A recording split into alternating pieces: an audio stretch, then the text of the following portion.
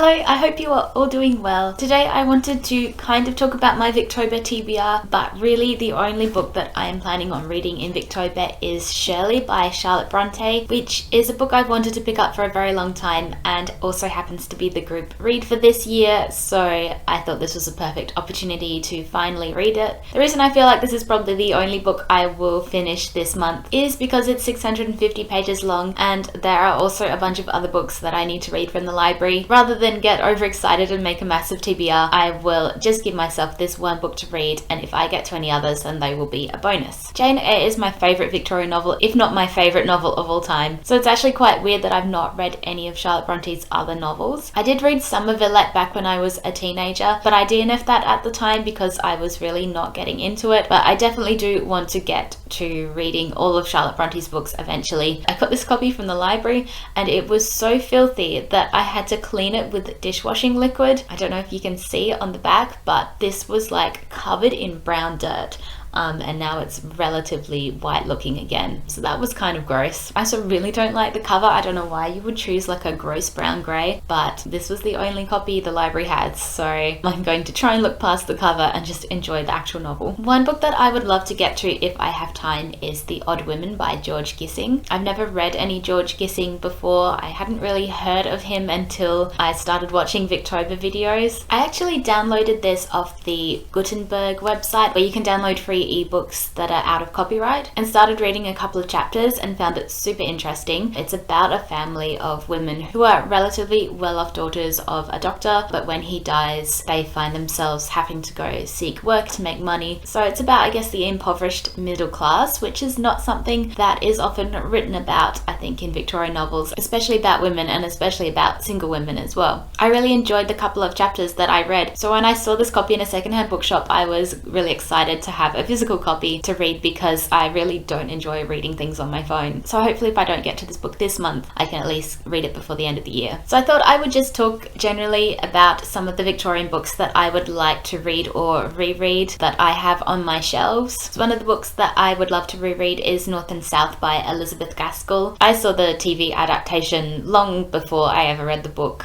I absolutely adore it, the one with Richard Armitage, who, if you are looking for another Colin Firth Mr. Darcy, is another great character in the similar vein. I remember really loving this when I read it. I really loved Elizabeth Gaskell's writing style. I really enjoyed her discussions of class, and of course the romance being so similar to Pride and Prejudice is a good one as well. I have another Elizabeth Gaskell on my shelf, which is Mary Barton. I found this in an op shop and thought I'd pick it up. I think I tried to read the first pages and wasn't in the mood for it at the time, but I've kept it on my shelf because I really want to pick it up one day. According to the back of the book, this one is about Mary Barton, who is a factory worker who dreams of finding a better life when the mill owner's charming son begins to court her. So sounds similar to North and South, only with the main character being working class rather than upper class. Another female Victorian writer I really need to read more of is George Eliot. Middlemarch is the only book of hers that I've actually read, though I have seen film version and a play version of The Mill on the Floss, so I do know that story quite well. I remember really loving Middlemarch. I remember it being such a fascinating character study, as well as giving so much insight into all kinds of different people who lived during the Victorian era, and I know a lot of people on BookTube have been reading this recently and raving about it, and it's really made me want to pick it up again. So I sort of think, should I reread Middlemarch or should I go and pick up one of George Eliot's books that I haven't read yet? If you have any particular Eliot favourites, let me know in the comments. So I have 3 Charles Dickens books on my shelf here. At my parents' house I have his entire works because when my mum asked me what I wanted for my 16th birthday, I said I wanted his entire collection of novels. Luckily for me, my parents, if they think the present is a good idea, they will get me pretty much anything I ask for. It does have to be something that they think is worthwhile though. My mum, that entire year before my birthday, whenever we were in a bookshop or a secondhand bookshop, would look out to find a nice copy of Charles Dickens novels. Luckily, because most were secondhand, it didn't cost her too much. It was very impressive on the morning of my 16th birthday to get this giant box and open it to find all these novels collected together. I know a lot of people do love to have collections of authors that are all in the same cover range or from the same publisher.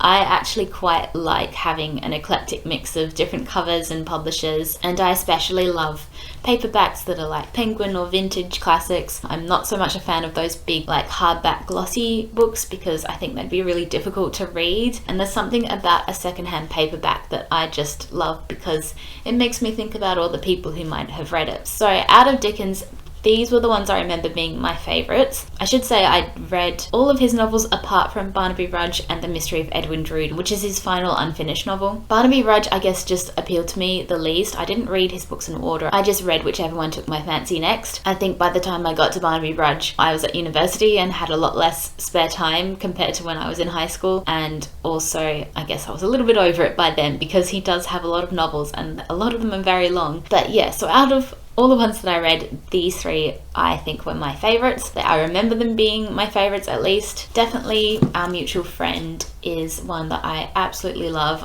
Again, every single classic. I saw the TV show first. That's just the way my family works. This is one that I would say is definitely his underrated best novel in a way. It's his final completed novel. And the reason I love it is because I think that Dickens finally worked out how to write female characters. I adore the main female character in this book called Bella Wilfer. Most of Dickens' female characters who you are meant to like are very angelic and too good to be true. And Bella Wilfer is the first one who is quite selfish and outspoken and slightly unlikable, but you also still root for her. The whole plot of this book is all around inheritance, and it's full of all the things that you would expect from a Dickens novel, but I just found it a little bit more nuanced. So I definitely want to reread this book to see if that holds up, if my memory of that is actually correct, and just be back in the Dickens world, because the reason I wanted all his novels and why I enjoyed reading them all so much is because I love his writing style and I love the worlds that he creates. So the other two Dickens books I remember really enjoying was A Tale of Two Cities, which is an interesting one because it's probably his least Dickensian novel in a way, being set during the French Revolution, and just the way it's written, the way the characters are written. It has the ultimate tragic hero in Sidney Carton, and the black and white film version of this I love as well, and the guy who plays Sidney Carton in that is so great. It's also one of his shortest novels, and I would say it's one that people who aren't sure if they're going to enjoy Dickens, I think this is the one that people should pick up. Out of his most famous ones, I definitely love Great Expectations the most. There is nothing more iconic than that opening scene in the marshes with the convict and the clanking chains. And then of course you have Miss Havisham in her incredible house and Estella. It feels like a book that has set the tone for Gothic style stories ever since. It's very similar to David Copperfield in that it follows the main character of Pip from a young boy up until adulthood, but David Copperfield I thought wasn't as good when David himself becomes an adult, whereas this one I enjoyed the whole way through. It's also not as hugely thick as some of his books as well, which is another bonus. And the last Victorian novels I have on my shelf is this box set of Thomas Hardy, which I found in an op shop and is probably my favorite possession that I own. Each book just has this amazing like artwork as the cover. The only Hardy book I've read is Far from the Madding Crowd, which I really enjoyed. I tried to read Tess of the D'Urbervilles before, and that was also one I couldn't get into, so it put me off Thomas Hardy for a long time. But having enjoyed Far from the Madding Crowd so much, I really do want to keep reading these books. I think the next one I want to read is The Return of the Native, which I did read a couple of pages I think last year, and I wasn't in the mood for a Hardy at that point in time. I am definitely going to get to these books at some point. Regardless, I just love having them on my shelf anyway. Let me know in the comments if there are any books that I should definitely get to off this list. I'm very curious about Victorian novels that are not sort of written by the big famous authors. So if you have a favorite book by a lesser known author, please let me know in the comments. I hope you have a great day and I will see you soon. Bye!